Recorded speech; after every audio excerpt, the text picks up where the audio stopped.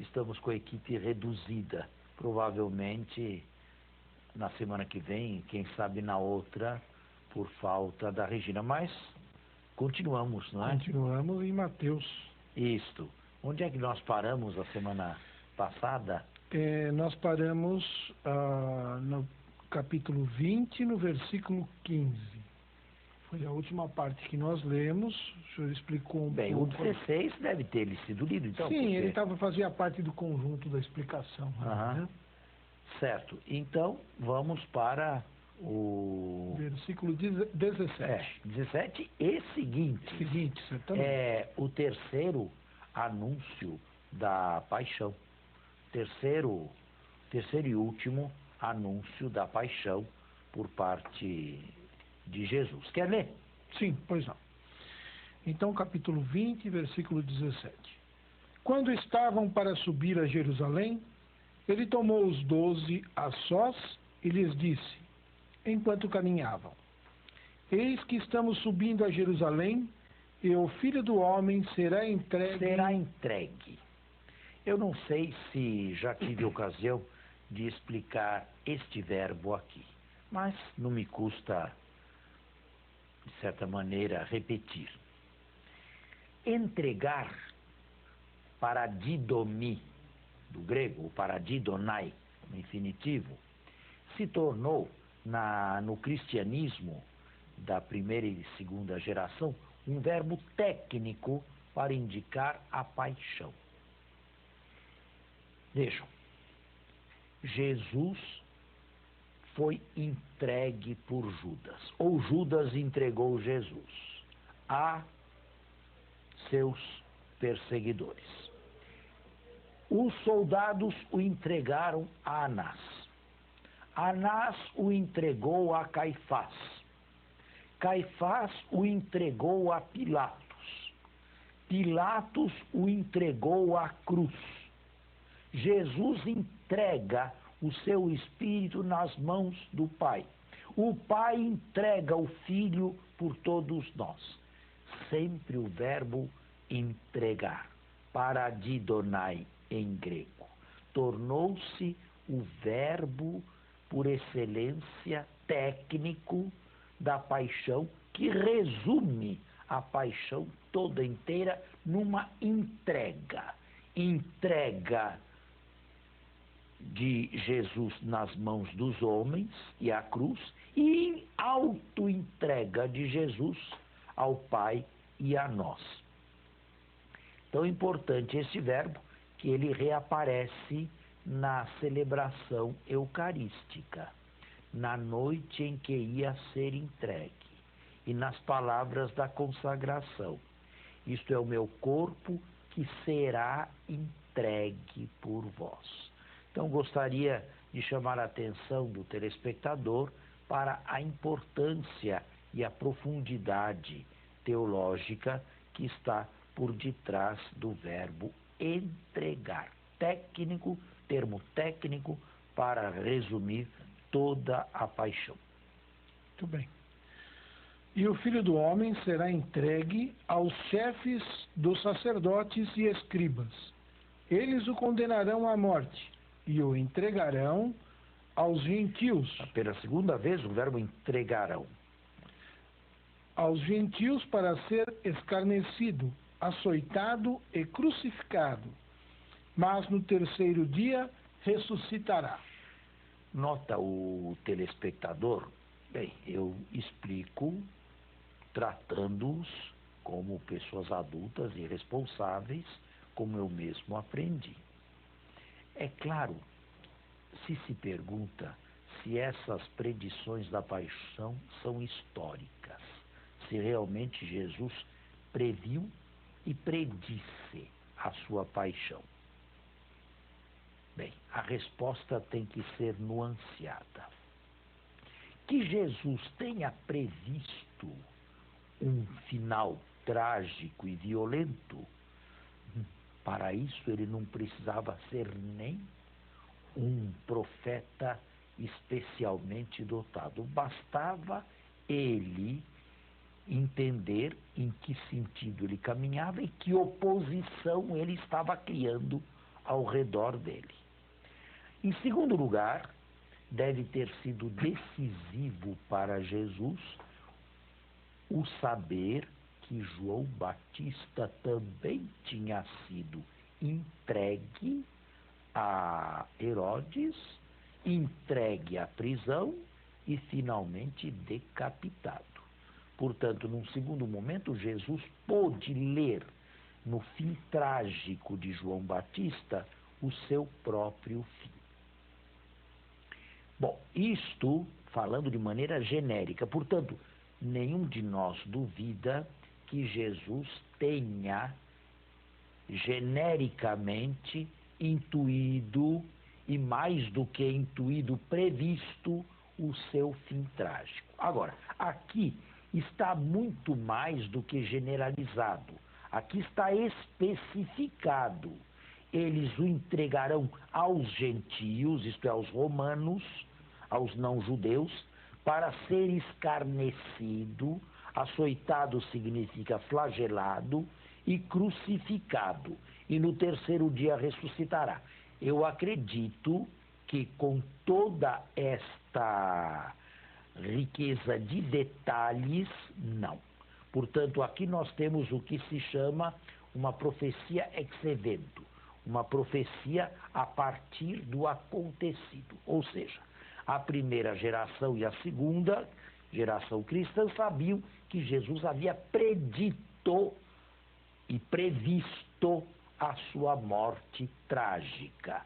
Agora, depois que tudo aconteceu, descreveram isto aqui com os detalhes da paixão, como de fato ela aconteceu.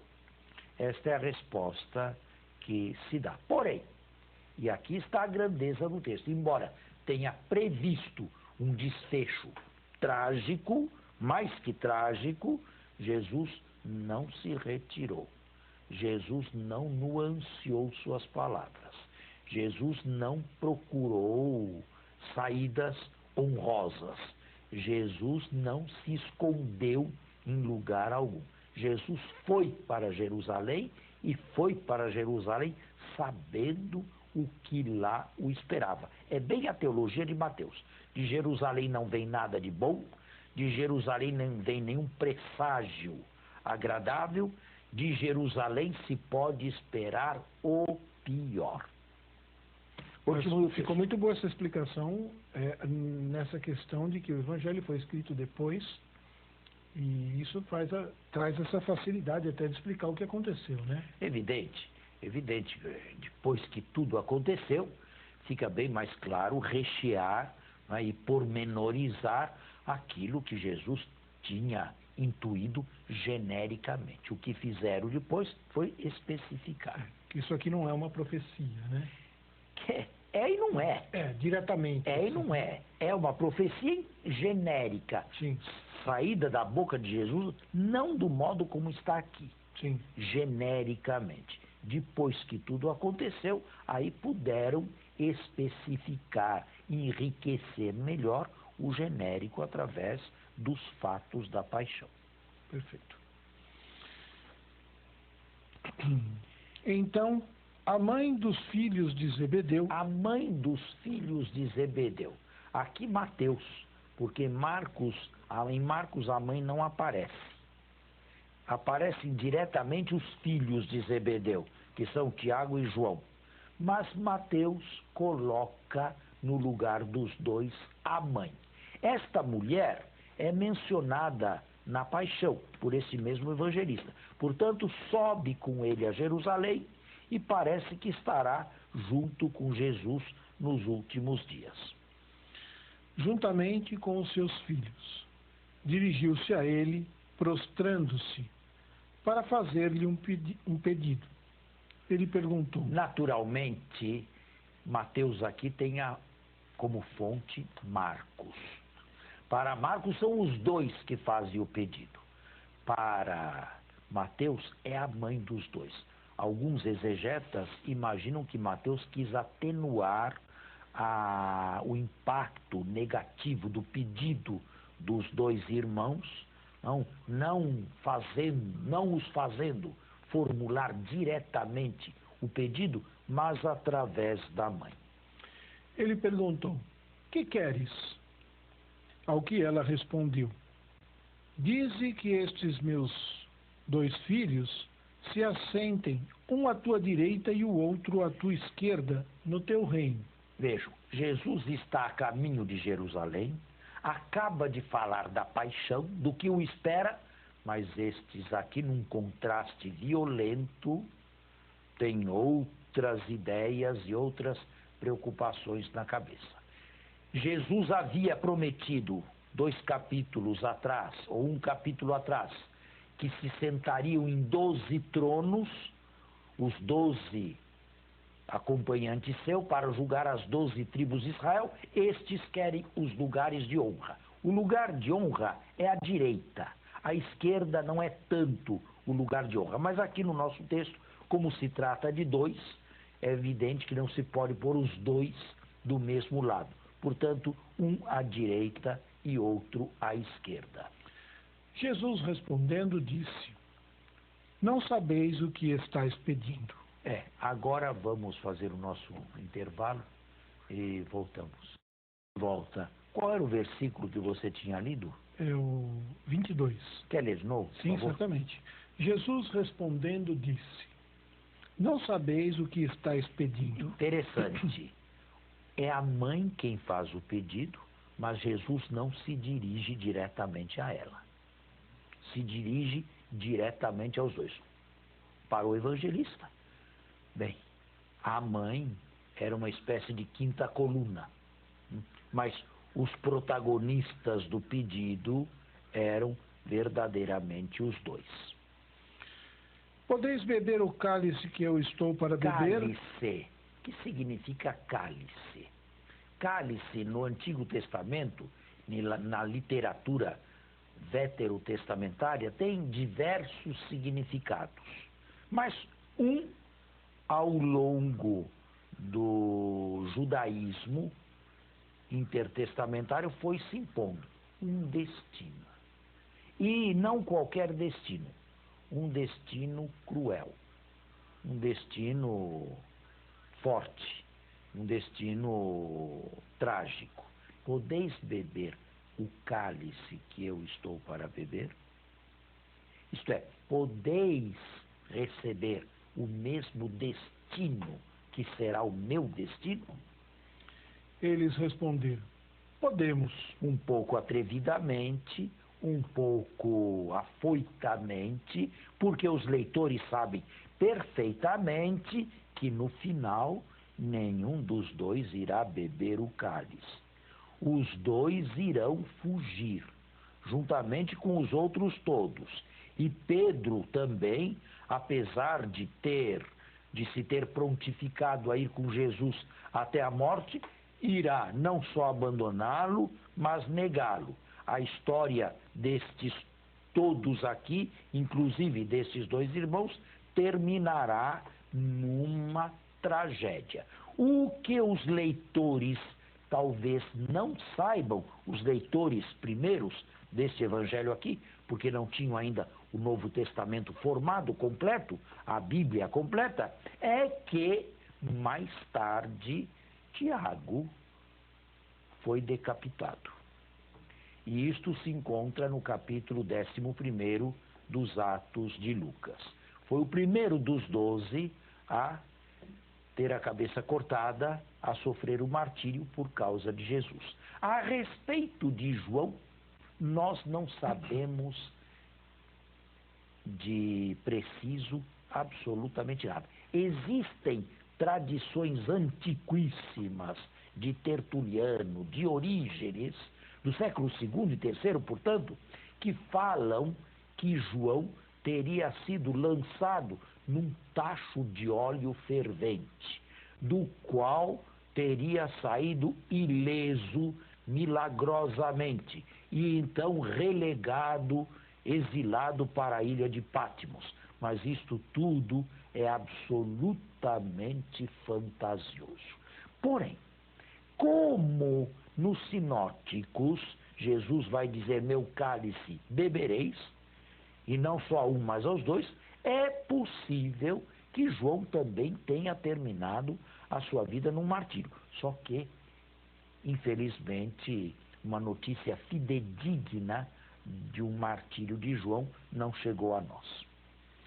Então lhes disse: sim, bebereis de meu cálice, todavia, sentar à minha direita e à minha esquerda não cabe a mim concedê-lo, mas é para aqueles aos quais meu Pai o preparou.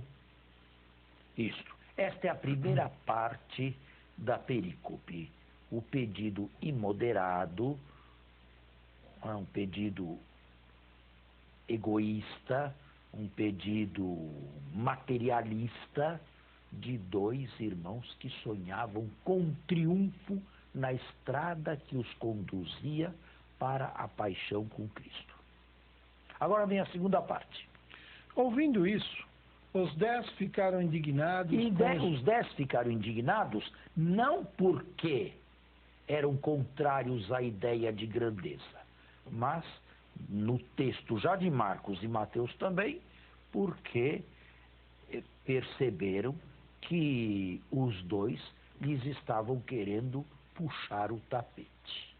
Portanto, os dois estavam se infiltrando numa ganância que era comum. É um texto bem desfavorável aos 12, né? Ouvindo isso, os 10 ficaram indignados com os 2 irmãos. Mas Jesus, chamando-os, disse: sabeis que os governadores das nações as dominam, e os grandes as tiranizam. Aí existem 2 verbos. Os chefes dominam e os grandes tiranizam. A que se queria referir Jesus? A um simples governo, a um simples poder, ou o que seria ir além, a mão pesada, violência, opressão.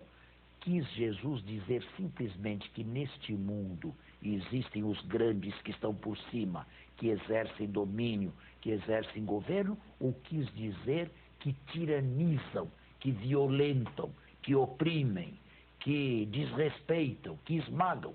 Bem, o texto não é claro a esse propósito. Portanto, eu acredito que o leitor pode escolher as diversas variantes, e uma escolha não significa a rejeição necessária de uma outra. O importante é o que segue. Entre vós não deverá ser assim. Isto é, na comunidade dos discípulos de Jesus não deve haver o parâmetro mundano.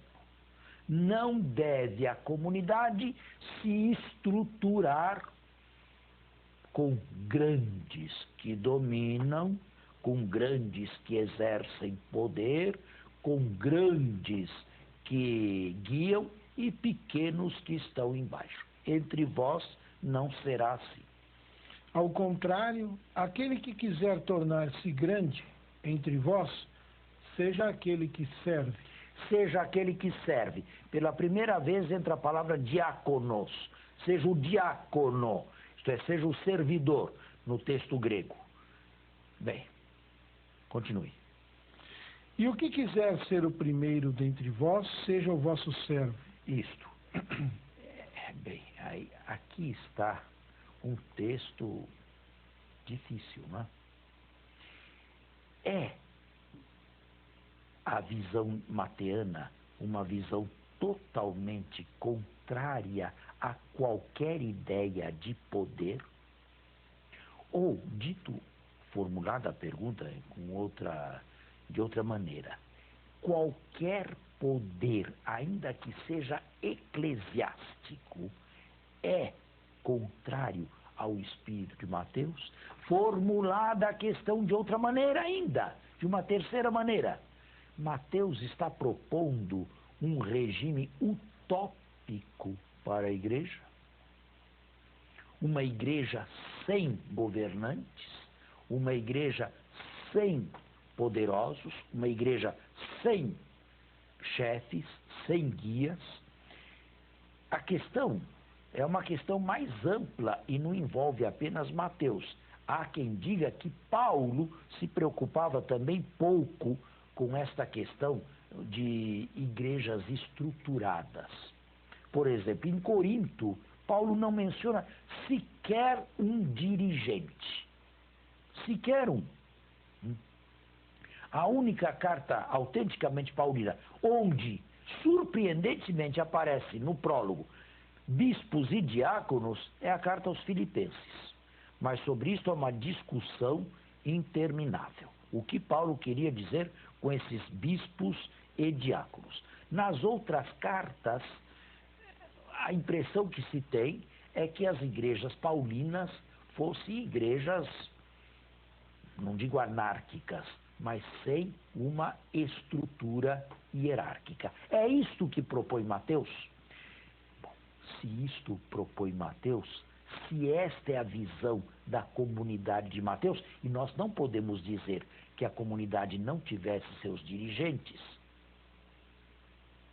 as grandes igrejas, todas as grandes igrejas cristãs têm governantes e dirigentes.